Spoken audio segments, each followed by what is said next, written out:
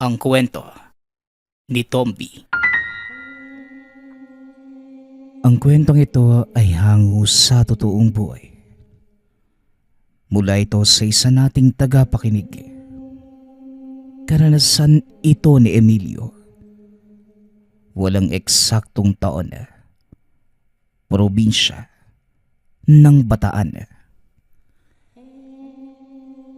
Minsan ang kapansanan ng tao ang nagiging hadlang upang makamit ang kanilang pangarap. Ngunit para sa tampok nating karakter, hindi naging sagabal ang kalagayan upang magtagumpay sa mga mithiin. Ito ang naging karanasan ng ating tagapagpadala. Isinilang si Emilio sa pamilyang nakakaangat sa buhay. Kaya walang masyadong pinoproblema ang binata dahil lahat ng mga pangangailangan ibinibigay na ng mga magulang. Ito rin ang dahilan kung bakit hindi nagkaroon ng direksyon ang kanyang buhay. Nakasanda lamang sa mga magulang, nakatatak na sa isipan na may mamanahin. Alam niya na magiging masagana ang buhay sa hinaharap. Kaya naman wala na itong pinoproblema. Ngunit sa kabila ng karangyaan, palaging pinapayuhan ng ama ang binata. Tandaan mo anak, hindi sa lahat ng oras ay ganito ang magiging buhay mo. Sa ngayon, oo, nakukuha mo ang lahat ng gusto mo. Pero tandaan mo, darating ang panahon na mawawala ang lahat ng ito at mangangapa ka sa buhay. Kaya ngayon pa lang, sinasabi ko na sa iyo na matuto kang mangarap. Planuhin mong maigi ang buhay mo at magsikap. Nang sa ganon hindi ka pulutin sa kangkungan. Wika ni Tatay Johnny. Naku tay, hindi po mangyayari yung sinasabi niyo. Kaya ko pong pangalagaan ang mga maiiwan nyo ni nanay balang araw. At yun lang, sapat na para mabuhay ako. Tugon ni Emilio. Ito ang kadalasang tugon ng binata sa ama sa tuwing pinapangaralan. Hindi nito nakukuha ang punto ni Mang Johnny. Kaya napapabuntong hininga na lamang ito at nakakaramdam ng awa sa anak. Pinag-usapan din ng mag-asawa ang gagawin sa binata para mapagtanto nito ang sinasabi ng mga magulang. Hanggang sa napagpasyahan ng dalawa na ipadala ito sa probinsya. Total tapos na din naman ito sa pag-aaral at wala nang gagawin sa Maynila kundi ang manatili sa kanilang tahanan. Emilio, maghanda ka ng mga gamit mo. At bukas na bukas, luluwas ka sa Bataan. Kailangan ng magbamasid sa ipinapagawa nating sangay doon. Huwag kang mag-alala dahil may matutuluyan ka naman sa lugar. Naroon ang mga tiyuhin mo at medyo malapit din sa bayan. Kaya makakabili ka ng mga gusto mo. Wika ni Tatay Johnny. Bakit hindi na lang kayo ni nanay ang lumuwas doon? Alam niyo naman na hindi ako sanay sa probinsya eh. Tugon ni Emilio. Marami kaming inaatupag dito sa Maynila. Kaya nga ikaw yung ipapadala namin doon eh. Dahil hindi na namin maaatupag ang mga negosyo natin. Isa pa, hindi ba't gusto mong ipagpatuloy ang sinimulan namin ng nanay mo? Ito na ang pagkakataon para mapag-aralan mo ang lahat. Simula sa paggawa ng gusali hanggang sa pagsisimula ng ating negosyo. Pero tay, bakit naman sobrang biglaan? Nagkaroon ng problema yung tauhan natin doon. Walang papalit sa kanya sa pangangasiwa sa lugar. Kaya ikaw, bilang anak namin at magiging may-ari balang araw, ang naisip naming ipadala. Ay nako, o sige na nga tay, papasok na ako sa kwarto.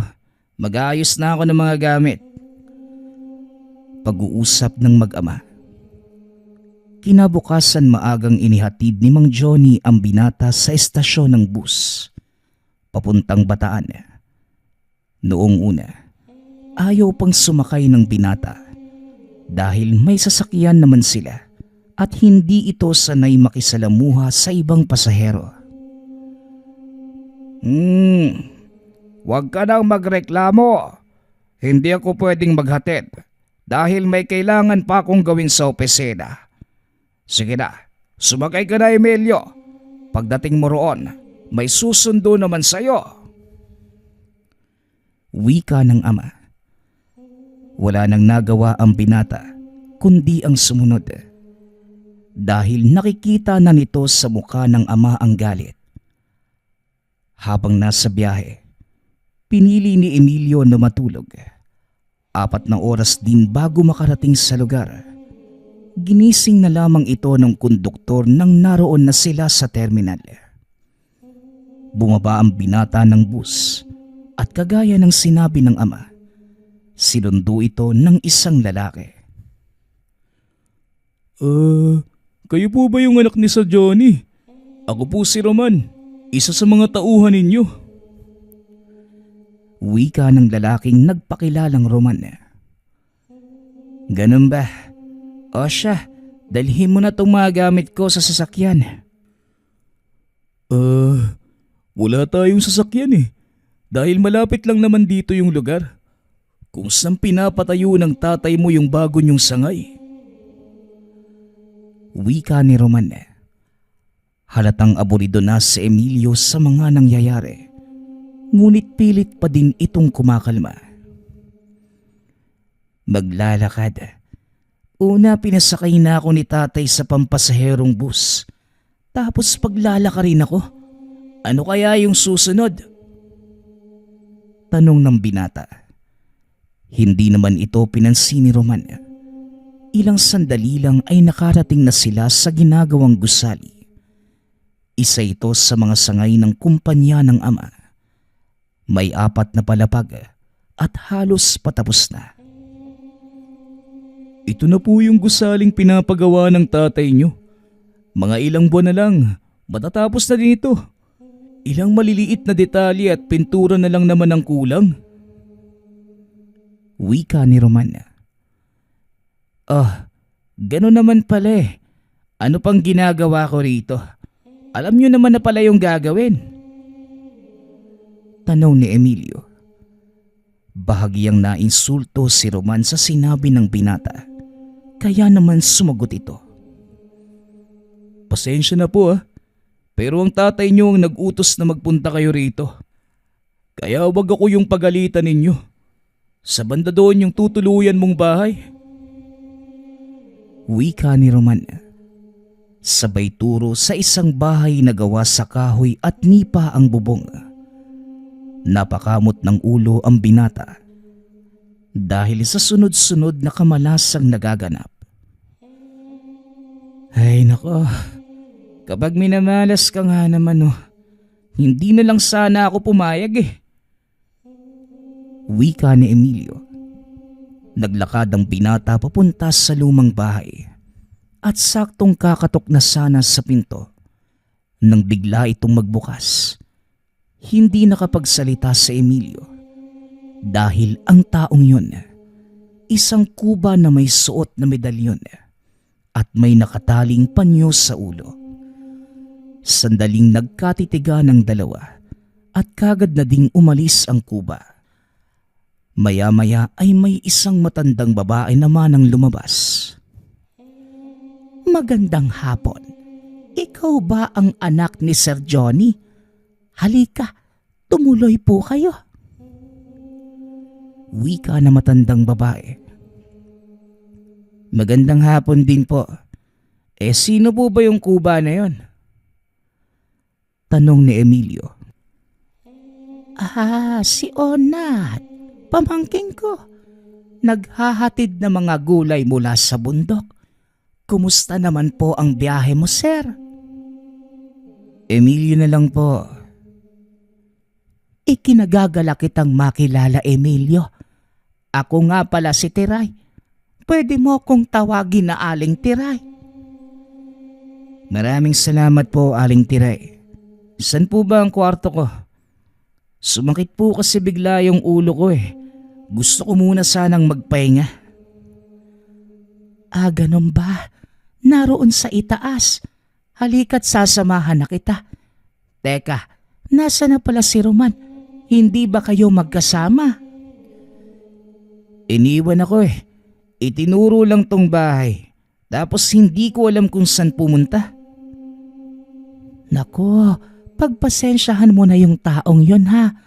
Masyado kasi siyang abala sa mga gawain. Dito po ang kwarto ninyo. Ipapagising na lamang kita mamaya para maghapunan ha.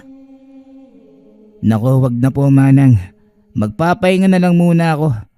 Bukas na lang siguro ako kakain. Ikaw ang bahala. Basta pag nagutom po kayo, nasa baba lamang ako. Sige, maiwan na muna kita, Sir Emilio ha. Pag-uusap ng dalawa.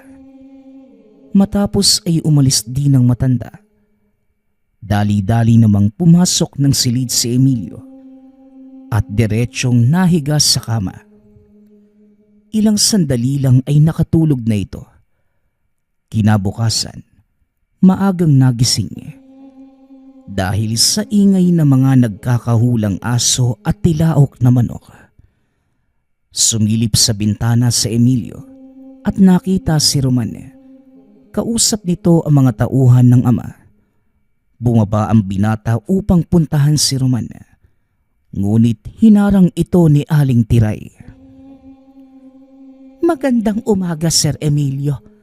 Mag-agahan na po muna kayo. Nakapagluto na ako. Gusto po ba ninyo ng kape? Wika na matanda. Sige po manang. Kape na lang siguro. Hindi ako kumakain ng agahan eh. Sandali lang po. Pupuntahan ko muna si Roman. Tugon ni Emilio. Nako sir, hayaan nyo na muna sila. Kinakausap niya yung mga tauhan. Dahil nagbabalak ng umalis yung mga yan. Po, hindi pa naman tapos yung trabaho ah. Sandali nga, at ako ang kakausap sa kanila.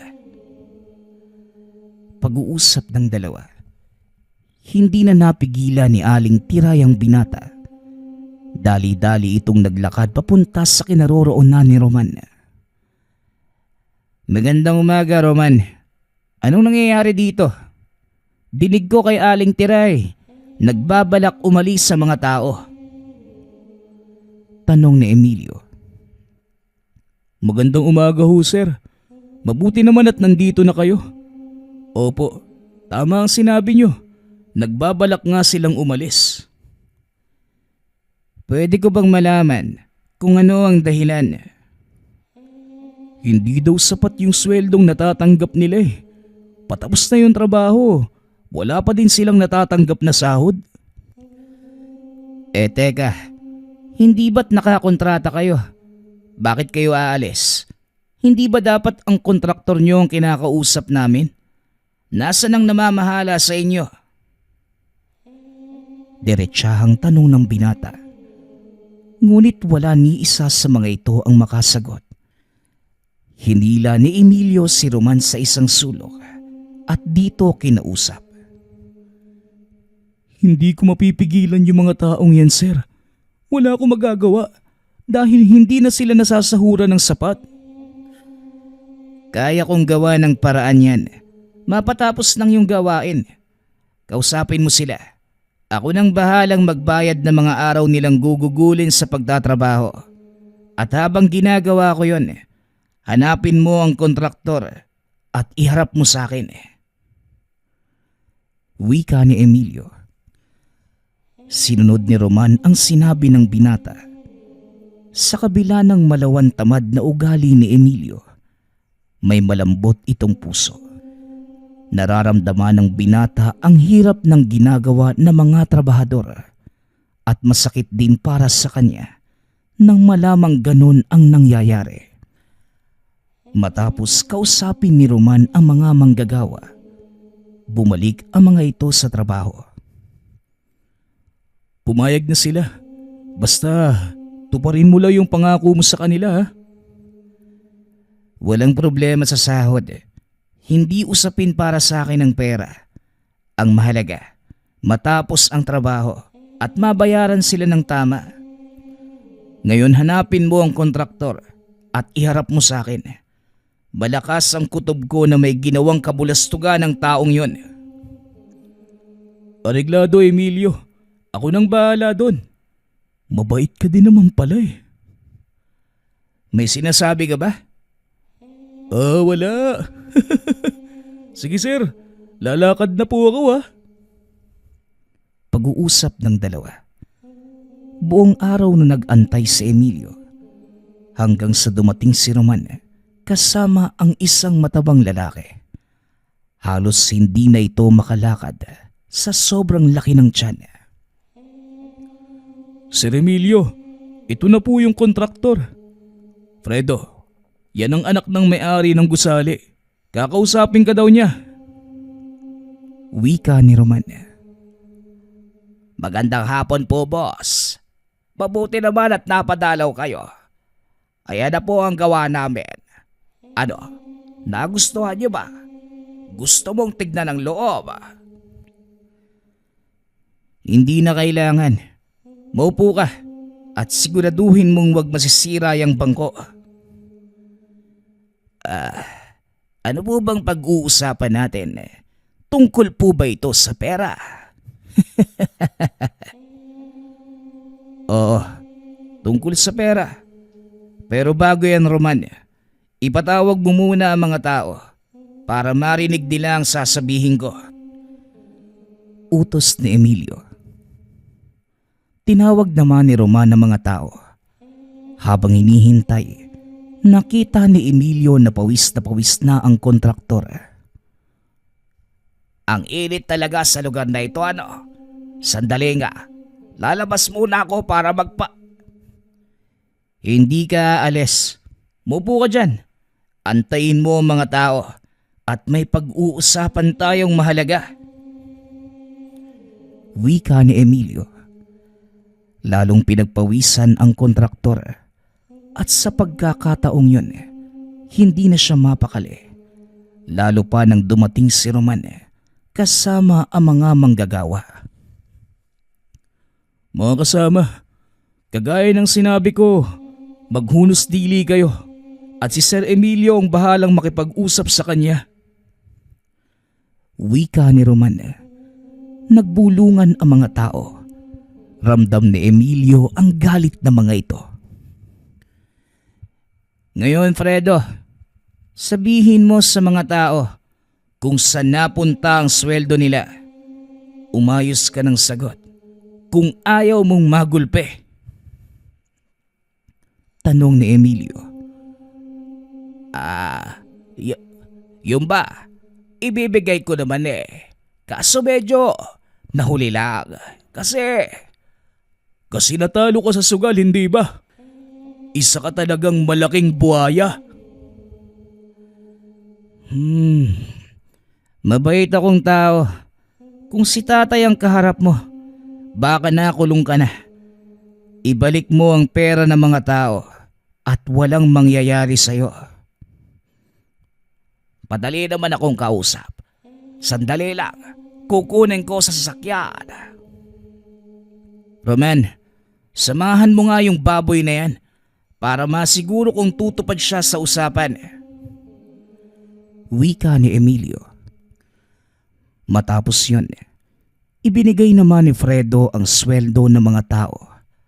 At kagaya ng pangako ni Emilio, hindi ito ginalaw ng mga manggagawa. Ngunit lingid sa kalaman ng binata na yun pala ang magiging daan ng kanyang pagkakapahamak. Kinabukasan, nagising ito na sobrang sakit ng ulo. Marahang bumaba ng hagda ng binata. Napansin naman ni Aling Tiray ang kilos nito. Anong nangyari sa iyo, iho? May nararamdaman ka bang kakaiba? Tanong ni Aling Tiray. Hindi ko nga po alam, Aling Tiray. Bigla na lang sumakit yung ulo ko. Hindi naman ako uminom ng kagabi. Tugon ng binata. Sandali lang. Ipapatawag ko yung pamangking kong si Onad, ha? Papatignan kita. Duda ako sa nangyayari eh. Kay Onad, yung kuba ho ba? Naku, Aling Tiray, wag na lang po. Mawawala din. Hindi na naituloy ng binata ang sasabihin dahil bigla itong nakaramdam ng pagsusuka. Dali-daling tumakbo papunta sa banyo ang binata at saktong paglabas nito ay kagad siyang nawala ng malay. Ilang minuto ang lumipas. Nagising si Emilio. Nakaupo sa tabi niya si Onad. Mabuti naman at gising ka na, Sir Emilio. Siya nga pala, ako si Onad, yung pamangkin ni Aling Tiray. Wika ni Onad. Dahan-dahang bumangon ang binata at hinawakan ang noo. May nakatapal na kung anong dahon na tinalian ng pulang panyo. Ano na naman tong nilagay mo sa ulo ko? Tanong ng binata. Nako iho, wag mong tatanggalin. Alam mo bang nakulam ka? Nakulam? Sino naman po ang gagawa sa akin nun? Saka pasensya na po ha. Hindi ako naniniwala sa mga ganun eh. Maliwala ka, Sir Emilio. Kinulam ka. Maaari ko bang malaman kung sinong mga nakagalit mo o taong may galit sa'yo?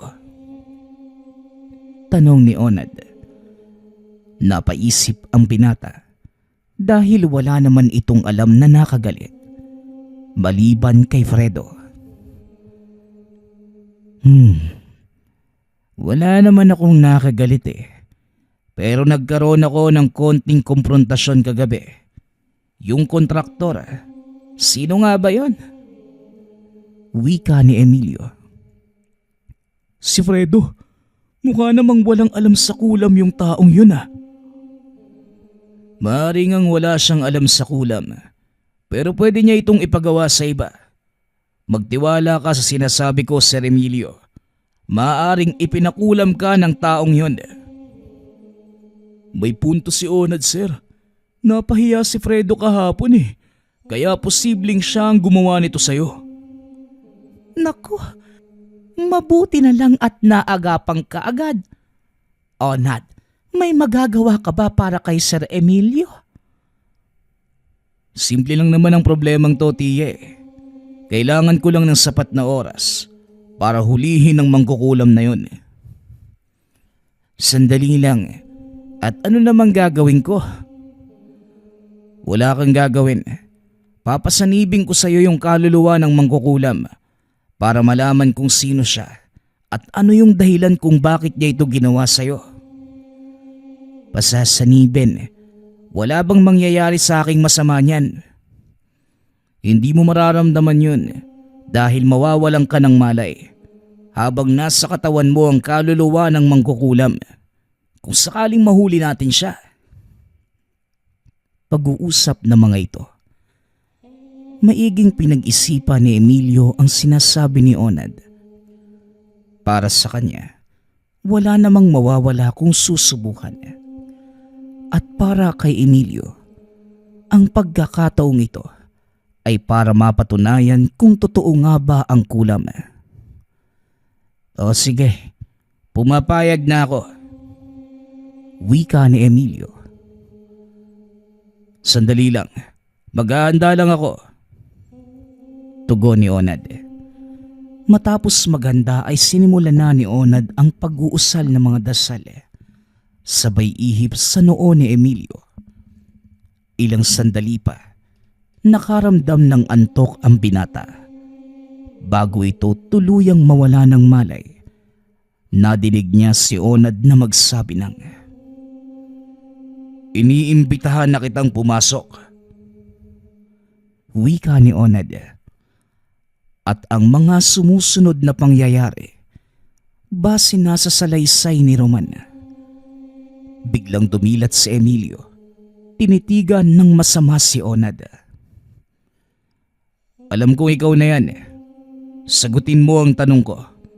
Bakit mo kinukulam ang binatang to? Tanong ni Onad. At sino ka para magtanong sa akin ng ganyan? Hindi na mahalaga kung sino ako. Ang tanong ko ang sagutin mo. Simple lang ang dahilan. Gusto ko ang ginagawa ko.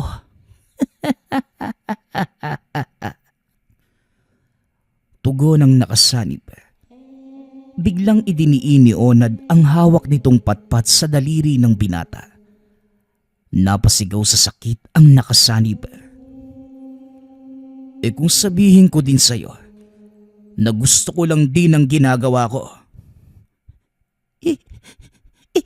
Itigil mo yan at ipakita ang itsura mo. Huwag kang magtago sa liwanag. Hindi ko titigilan to hanggat hindi ka umaamin. Ano bang gusto mong malaman? Sino ang nag-utos sa'yo para kulamin ang binatang to? Ang kulit mo. Sinabi kong gusto ko lang ang ginagawa ko. Pag-uusap ng dalawa. Muling idiniin ni Onad ang patpat. At sa pagkakataong yun, naglulupasay na ang katawan ni Emilio. Ano? Makikipagmatigasan ka pa din ba? Tanong ni Onad. Oo na. Itigil mo na. Masakit. Aamin ako. Merong nag-utos sa akin. Si Fredo. Siya ang nagpakulam sa binata. Wika ng nakasanib. Napatingin si Onad kay Roman. Kagad nang nalaman ni Roman ang dapat gawin. Dali-dali itong lumabas ng tahanan upang puntahan ang kontraktor sa kanyang bahay. Maraming salamat sa pag-amin. Pero pasensya na. Hindi ko maaaring palampasin ang ginawa mo. Sana lang inisip mo yung mga maaaring mangyari bago ka pumayag sa alok ng taong yun. Ngayon, tanggalin mo ang itinanim mo sa katawan ng binatang to. Utos ni Onad. Nagpagpag ng katawan si Emilio at may kung anong binubunot. Matapos ay ginilit ni Onad ang leeg ni Emilio gamit ang hawak nitong patpat. Nangisay ang katawan ng binata at nawala ng malay. Ilang sandali pa ay nagising na ito. Teka, anong nangyari? Bakit ang sakit ng buong katawan ko? Tanong ni Emilio. Normal lang yan, pero ang mahalaga, wala nang sumpa ng mangkukulam sa katawan mo. Nalaman niyo ba kung sino ang may gawa? Aray ko, ang sakit ng katawan ko. Tama ang hinala natin. Si Fredo nga ang nagpakulam sa'yo. Pero wala ka nang dapat alalahanin dahil naroon na ngayon si Roman. Sana lang mahuli niya yung taong yun. Noon pa man, duda na talaga ako sa ugali ng taong yon. Pag-uusap ng tatlo. Maya-maya pa ay bumalik na si Roman. Ngunit sa kasamaang palad, hindi na nito nagawang abutan si Fredo. Pasensya na, Onad, Sir Emilio. Hindi ko na po naabutan si Fredo eh. Nakaalis na ng tinitirhan niya. Wika ni Roman. Ayos lang. Ako nang bahala sa kanya. Wika naman ni Onad. Paano mong nagawa yon, Onad? Yung alin? Yung patayin yung mangkukulam? Matagal akong nagsanay sa ganong gawain, Sir Emilio. Ikaw ang tatanungin ko. Ano ang nakita mo? Hindi ko na matandaan eh. Pero nananaginip ako na may isang maliwanag na nilalang sa harapan ko na ginigilita ng leeg ang isang demonyo. Wika ni Emilio. Napangiti si Onad dahil alam nito kung ano ang ibig sabihin ng binata. Ngayon sir, naniniwala ka na ba sa mga mangkukulam? Sa kabila ng mga nangyari sa akin, siguro wala na akong dahilan para hindi maniwala. Eto Sir Emilio, isuot mo ang kwintas na yan. Habak de bala ang tawag. Galing sa mga kaibigan ko sa Negros. Mabisang pangontra sa kulam at palipad hangin.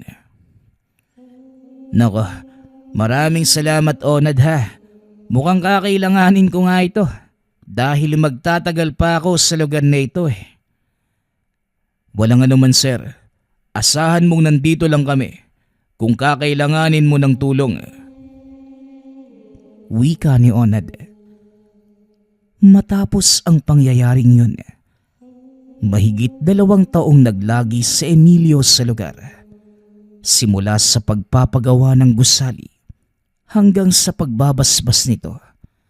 Si Onad na ang kinuha ni Emilio at kalaunan naging matalik na magkaibigan ang dalawa. Dito na ikwento ni Onad ang lahat ng hirap na pinagdaanan mula sa pagsasanay bago niya narating ang kasalukuyang antas. Nagulat pa nga ang binata dahil hindi lang pala sa lugar na yung kilala si Onad kundi sa buong probinsya. Ni minsan ay hindi niya ito kinakitaan ng kayabangan o nadinig na nagyabang tungkol sa kakayanan. Isang bagay na nagustuhan ng binata sa kanya, maging na mga magulang ni Emilio. Sa pagdaan pa ng mga taon, naging matagumpay ang pangangasiwa ni Emilio ng negosyo ng mga magulang. Sa katunayan, nagpatayo pa sila ng ilan pang mga sangay sa lugar, maging sa mga karatig probinsya. Ngunit hindi lang nagtapos sa pagpapalakad ng negosyo ang binata. Naging saksi din ito sa mga ginagawang panggagamot ni Onad at dito niya napatunayan na hindi hadlang ang kapansanan sa pag-abot ng mga pangarap. Para kay Onad, nagsilbi itong inspirasyon upang mas maging matibay at para patunayan sa lahat na kaya niyang lamangan ang nagagawa ng mga normal na tao. Isa din sa mga napagtanto ni Emilio, mahabang panahon ang sinayang niya sa pag-asa lamang sa mga magulang. Nagsisisi ito dahil kung noon pa lamang pinakinggan niya ang payo ng ama, siguro ay mas malaking tagumpay pa ang nakamtan niya sa ngayon. Alam mo Sir Emilio, hindi pa naman huli ang lahat Buhay ka pa at hindi nawawala ng pag-asa at pagkakataon habang humihinga ka. Kaya lumabang ka lang. Wika ni Onad. Alam mo Onad, sa totoo lang, pinahanga mo talaga ako. Ngayon para tuloy ako nanliliit sa'yo Biruin mo kung tutusin. Mas may kapasidad ako sa'yo, pero ikaw itong mas malayo ang narating. Tugon ni Emilio. Huwag mong sabihin yan Emilio. Lahat tayo may mga nakatakdang kapalaran. Kanya-kanyang larangan sa buhay. Tiyaga lang at huwag mong isipin yung sasabihin ng iba. Pag-uusap ng dalawa. Magpasa hanggang ngayon. Napapangiti na lamang si Emilio sa tuwing maaalala ang una nilang pagkikita ni Onad. Hindi niya akalain na magiging matalik na kaibigan ang isang albularyong kuba. Ang susunod nating kwento ay mula sa isa nating tagapakinig. Karanasan ito ni Yugo. Walang eksaktong taon. Probinsya ng Iloilo. Lumaki si Hugo na walang kinikilalang mga magulang.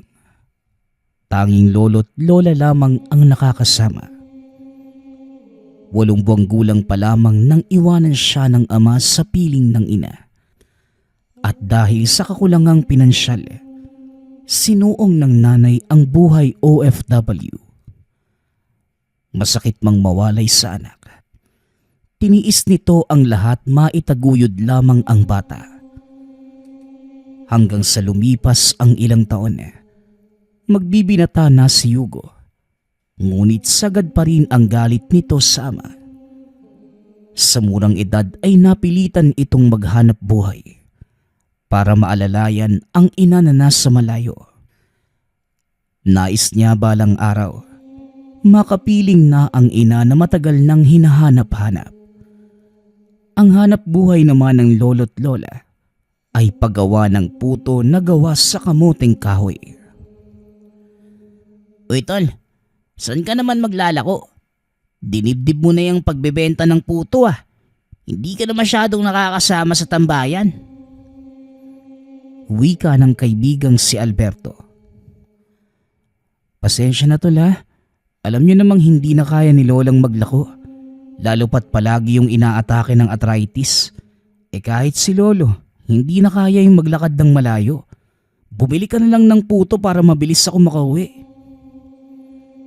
Tugon ni Hugo. O siya sige, magkano ba lahat yan? Bibilhin ko na. Andyan yung tropa sa may kamalig eh. Ipamigay mo na lang sa kanila. Ako na ang magbabayad. Naku, salamat tol ha. May sakit kasi yung lolo ko ngayon eh. Kailangan ko ding makauwi ng maaga. Ako na muna yung gagawa ng puto para bukas eh.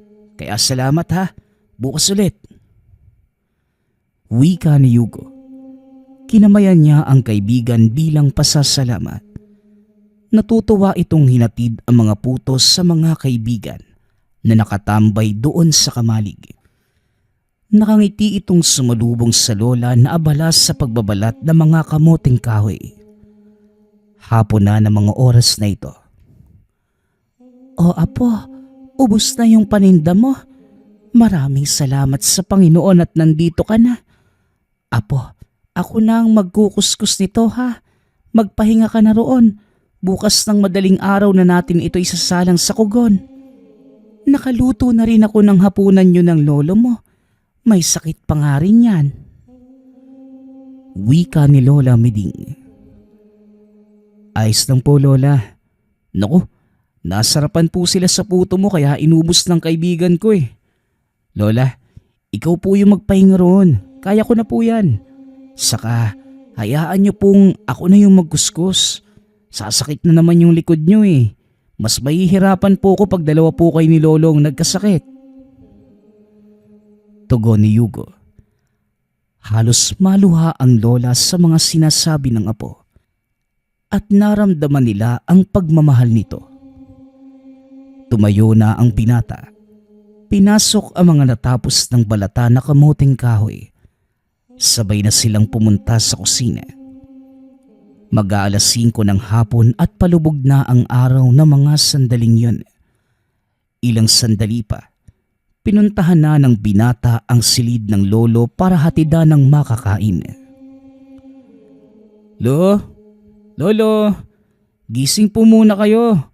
Kakain po at iinom ng gamot. Wika ni Hugo. Ako apo, wala akong ganang kumain. Ilagay mo lang dyan sa maliit na lamesa. Ako na lang ang babangon mamaya. Alalaya mo na lamang doon ang lola mo. Tugon ni Lolo Estoy.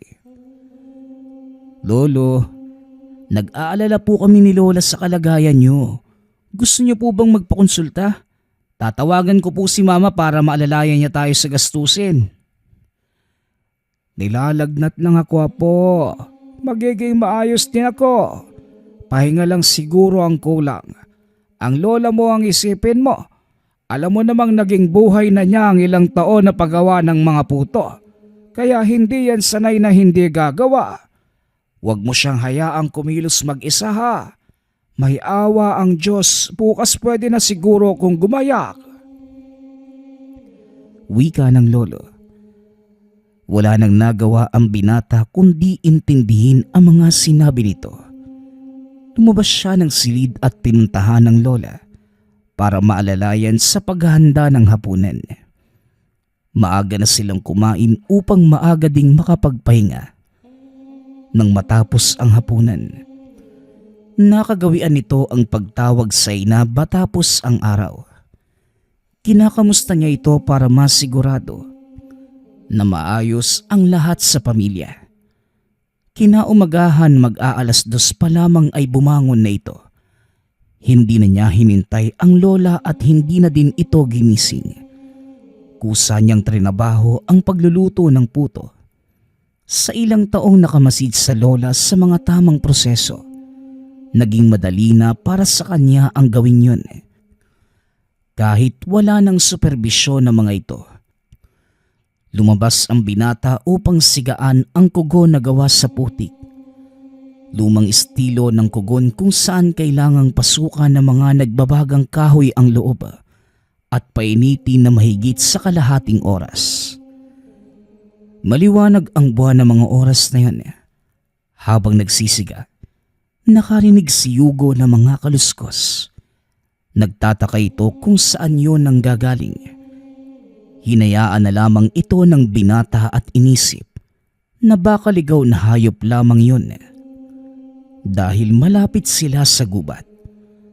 Wala silang kapitbahay dahil ang kinatitirikan ng tahanan ay lupain mismo ng lolo't lola. Sa pagpapatuloy ng kwento, itinuon niya ang sarili sa ginagawa. Matapos magsiga sa kugon, hinanda na niya ang huhulmahan ng mga puto. Hawak ang planggana na puno ng kamoteng kahoy. Iniisa-isa niya ang lagay sa hulmahan. Ilang sandali lang ay naipasok na niya ang unang hanay at hinihintay itong maluto. Habang naghihintay, nagtimpla na muna ito ng kape.